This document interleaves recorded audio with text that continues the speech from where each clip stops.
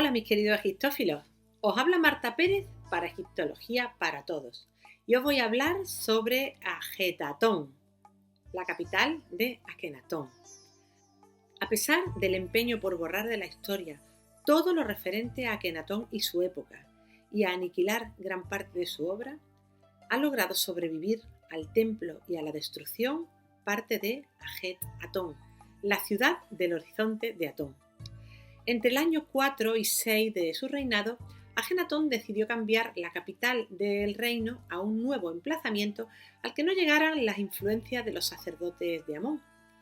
Debía ser una tierra virgen y eligió para ello un lugar en la frontera del Egipto Medio, cerca de los acantilados al este del Nilo. Era un área muy amplia, formada por una gran extensión de terreno fértil en la zona oeste y una llanura desértica en la zona este, donde se construirían los edificios de la ciudad, abarcando una zona de 13 por 16 kilómetros. Ajetatón fue construida en el punto medio entre Tebas y Menfis, las dos capitales más importantes de Egipto. Este lugar exacto fue elegido por el rey probablemente debido a su semejanza con el jeroglífico Ajet, horizonte, que representa dos montañas entre las cuales sale el sol. De ahí el nombre de la ciudad de Ajenatón, el horizonte de Atón. En esta capital se centraliza la religión, el poder, la economía, lo cual iba poco a poco deteriorando varios aspectos del país. En ella vivieron entre 20.000 y 50.000 habitantes, entre los que apenas había discriminaciones sociales. Supuestamente todos los hombres eran iguales y libres y las distintas clases sociales se agrupaban en los mismos barrios. Y por supuesto no existía la esclavitud, al igual que no existía en el resto de Egipto. Sobre las colinas que rodeaban esta gran ciudad se han encontrado unas estelas fronterizas, esculpidas en la roca, en las que se registran los proyectos y las acciones del rey y la importancia de Atón. En la actualidad hay 15 estelas registradas. Un primer grupo, que son las construidas en el año 5 de su reinado, las estelas M, X y K.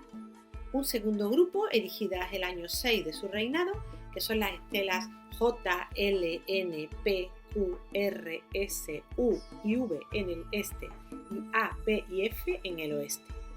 La primera de las estelas, descubiertas en la orilla oeste, la estela A, fue encontrada por Sicard en 1714. La primera descubierta en la orilla este, la estela U, fue encontrada por Harris en 1814. Algunas de estas estelas están relativamente bien conservadas, lo cual nos da bastante luz sobre cómo se desarrollarían los acontecimientos en esa época. En la primera estela fronteriza encontramos un texto sobre el proyecto de Akenatón, del que vamos a ver un fragmento.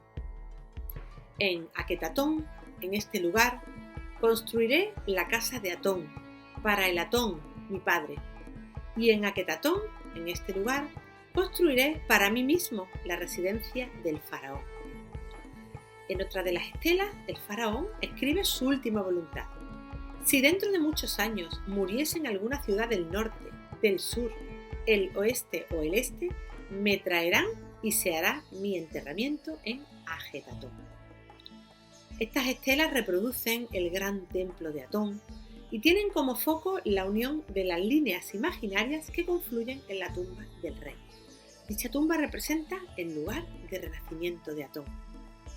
Respecto a la edificación de la ciudad, estaba casi entera construida en adobe, usándose la piedra solo en contadas ocasiones.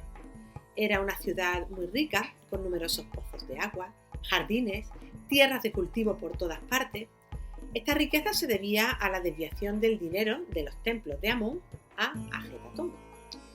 No había evidencia de que existiera ningún proyecto previo para la construcción de la ciudad, sino que ésta se fue construyendo tomando como centro el templo de Atón. La ciudad estaba atravesada por una gran avenida, que era llamada el Camino Real, que unía el norte con el centro de la ciudad. La ciudad norte empezaba en el Palacio de la Ribera Norte, que estaba rodeado por una gran muralla, muy probablemente para la protección de un rey que contaba con numerosos enemigos. Muy cerca se alzaban las casas de los cortesanos más allegados al rey. Eran casas muy grandes, con numerosas dependencias, jardines, almacenes y servidumbre remunerada. Cerca de allí se encontraban grandes edificios administrativos. Recordemos que Ajetatón se llevó de la ciudad no solamente los centros religiosos, sino también los centros políticos y administrativos. Avanzando hacia el sur, por el Camino Real, nos encontramos el Palacio Norte, posiblemente dedicado a Merit Atón, hija y esposa de Ajetatón.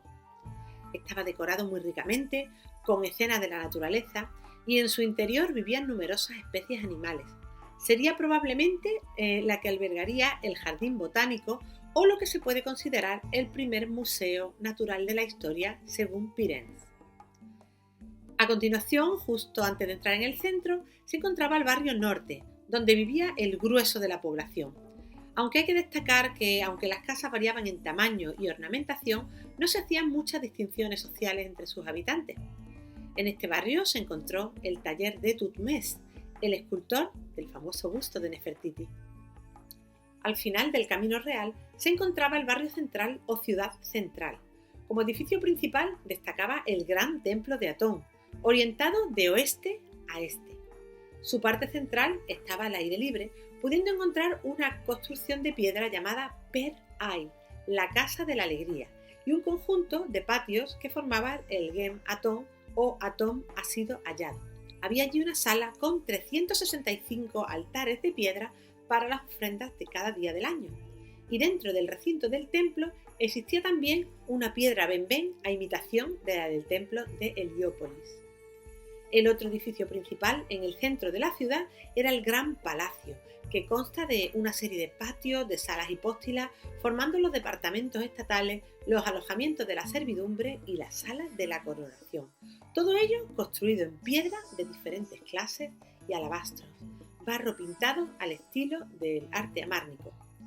En él recibía mensajeros y embajadores. Estaba comunicado a través de un puente con la casa del faraón, que era la residencia privada del rey. En este edificio se encontraba el famoso balcón de las apariciones, desde donde Ajenatón, junto con Nefertiti, hacía regalos a sus funcionarios o a los nuevos adeptos a Atón. El Gran Templo de Atón y el Gran Palacio se comunicaban a través de la Vía Real. Y siguiendo hacia el sur se encontraba el pequeño Templo de Atón o residencia del Atón. Este era el lugar donde el rey realmente llevaba su culto a Atón, así como sus familiares y algunos amigos más íntimos. Tras el patio y los pilonos había un santuario de piedra como el del Gran Templo de Atón. Y ya fuera del Camino Real, a través del cual se realizaban diariamente procesiones del rey, su familia y allegados en su brillante carro de electrum para bendecir al pueblo, encontramos el barrio sur, donde vivían los ciudadanos mejor situados. En el límite de la ciudad, al sur, encontramos el Maru Atón, una estructura de 2 patios con estanques rituales, así como estancias y santuarios de ofrenda rodeados de hermosos jardines. El templo sur, ya fuera de la ciudad de Ajetatón, estaba situado junto a Com el Nana y estaba construido en piedra y rodeado de grandes jardines. En una barriada ya aparte al este de la ciudad se agrupaban los constructores de la ciudad y de la necrópolis. La necrópolis estaba excavada en la roca, agrupada en las tumbas en las colinas norte y sur que rodeaban a la ciudad, pero la tumba real estaba excavada en el valle de Dar el-Melek.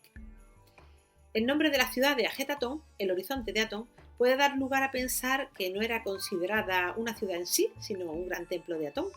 Tras este reinado de Ajenatón, sería restablecido el culto a Amón y abandonada y destruida la ciudad maldita. Durante siglos esta ciudad permaneció oculta, cubierto sus restos por la arena del desierto, hasta que a principios del siglo XVIII se descubre la primera de sus estelas. Pero no fue hasta el final del siglo cuando empiezan a descubrirse restos de la ciudad por parte de la expedición de Napoleón Bonaparte. A principios del siglo XIX, Wilkinson hizo un estudio de la iconografía que se conservaba entre los relieves de la ciudad, observando que era completamente distinta a todo lo conocido hasta ahora en el llamado arte egipcio. Posteriormente, Lepsius continuó las excavaciones, descubriendo que la ciudad había sido destruida para borrar cualquier resto de Akenatón y Nefertiti. A finales de siglo, Howard Carter realizó una serie de dibujos sobre la ciudad mientras Petrie continuaba con las excavaciones, delimitando las distintas zonas de la ciudad. A principios del siglo XX, Norman de Gary Davis realizó un estudio de las tumbas de Aketatón, hoy llamada el Amarna. En 1912, Borjar descubre el taller de Tutmés entre las ruinas de la ciudad, contando entre sus restos con el busto de Nefertiti, al que le dedicamos algunos vídeos en este canal. Durante el siglo XX han avanzado muy lentamente las excavaciones. Actualmente, la Egypt Exploration Society, dirigida por Barry Kemp. Por otro lado, Nicholas Reeves, Geoffrey Martin y el proyecto de tumbas reales de Amarna continúan sus investigaciones para dar luz a una parte de la historia tan importante como enigmática, la época de Amarna. Pues esto ha sido todo. Si os ha gustado, dadle un like, suscribíos al canal, pero sobre todo, sed felices.